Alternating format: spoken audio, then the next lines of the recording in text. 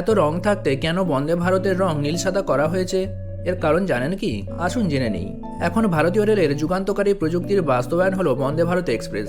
এই মুহূর্তে খুব কম সংখ্যক অত্যাধুনিক এই ট্রেনটি ভারতে চলাচল করলেও আগামী দিনে সর্বত্র বন্দে ভারত পৌঁছে যাবে এমনই আশ্বাস কেন্দ্র সরকার এবং ভারতীয় রেলের। নতুন এই বন্দে ভারত নিয়ে দেশের প্রায় প্রতিটি মানুষের মধ্যেই রয়েছে নানান কৌতূহল।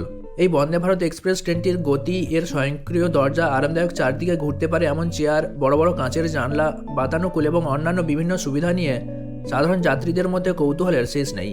এরই মধ্যে আবার নতুন একটি কৌতূহল তৈরি হয়েছে দেশবাসীর মধ্যে। আর সেই কৌতূহল হলো, এত রং থাকতে কেন বন্দে ভারত এক্সপ্রেসের ট্রেনের রং নীল সাদা করা হয়েছে? এই ট্রেনের রং নীল সাদা করার মূলে রয়েছে অবাক করা কারণ। এই বিশ্বের চতুর্থ এবং এশিয়ার দ্বিতীয় বৃহত্তম রেল নেটওয়ার্ক ভারতীয় রেলে যে সকল ট্রেন রয়েছে তার মধ্যে অধিকাংশ ট্রেনের রং লাল অথবা নীল হয়ে থাকে।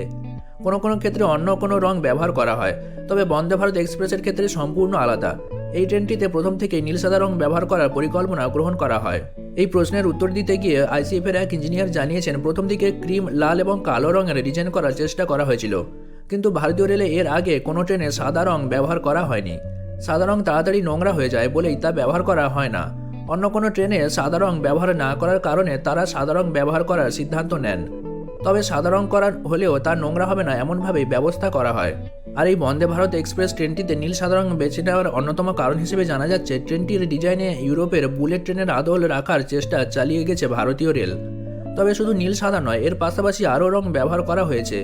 এই ট্রেনটিতে মোট 6 রকমের রং ব্যবহার করা হয়েছে। তবে নীল সাদা রং ব্যবহার করা হলেও এই রং অনেক পিচ্ছিল এবং ট্রেনের গায়ে ধুলো জমতে দেবে না।